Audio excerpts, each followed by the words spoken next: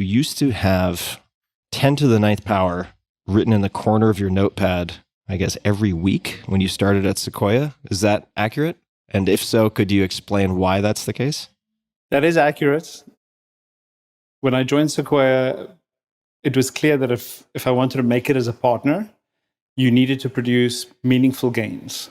And I'd set myself the goal of producing $1 billion in gains for the partnership, because that would mean that I'd made it at some level. And so 10 to the 9, which is $1 billion, was my shorthand of reminding myself what I was striving for. Now, what was the notepad used for otherwise? And was this on the top of every page or something you saw on a weekly basis? I'm wondering on the frequency with which you saw this, and also what the notepad was used for otherwise. This notepad was used generally for note-taking, but it was really on Mondays in particular when we had a partner meeting where we would review all the decisions for a particular day. And that would be the notepad where I'd make notes about the companies that we were listening to, my own views on companies, what did I worry about, what did I think was interesting. And so that was the most important day at some level. We referred to it as the Olympic finals at Sequoia. It was the Monday partner meeting, and the importance of getting those decisions right. And so that was the day where I needed to remember very acutely what was I striving for. So I'd done this when I was younger too. I don't know if you had heard this. I had, and we're going to get to that. Okay. But let me ask you, before we flash back and do the wavy Austin Powers flashback to childhood, which I will do in a minute, with the 10 to the ninth, did you have in your mind a particular time frame for that? Or was it just a reminder of the magnitude of the goal before you, if you wanted to move the needle? I didn't really have a time dimension at the time. Things have changed a lot in the venture business. Technology has infused so much more of the world. I mean, I keep reminding myself, when I was at PayPal in 2000, there were about 200 million people on the planet that had internet. 200 million. That's wild. And the vast majority of them were on dial-up. Right, so by the time I joined Sequoia in 2003, we didn't even have broadband reaching 50% of the US population yet. So the numbers were still much smaller, and technology didn't have the scale that it does have today. And so I just thought eventually get to $1 billion. Now, honestly, I feel like it's 10 to the 10 that you need to strive for, because technology has infused so much of what we do.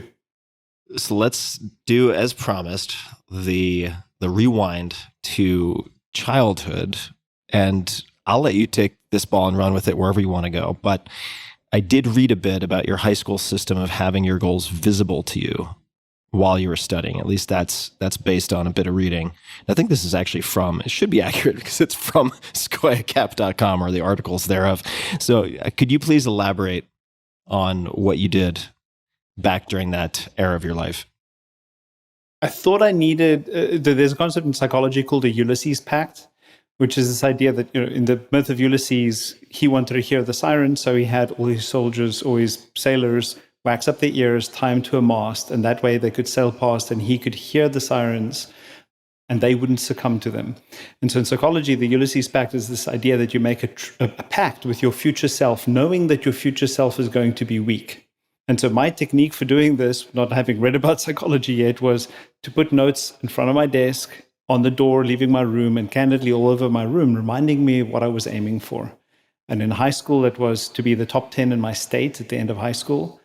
At college, it was to be number 1. And I would just put all these reminders of what my goals were. So if I was tempted to get up to go make a cup of tea or watch television or take a break, I would just see what I'd written to myself. And I'm reminded of what I need to do if I want to achieve what I want to achieve in life.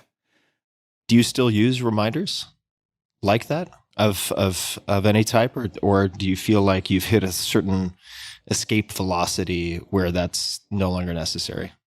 I still use some of those. I mean, when I was at Sequoia, as you pointed out earlier, I had the 10 to the 9. I try to keep track of how I spend my time.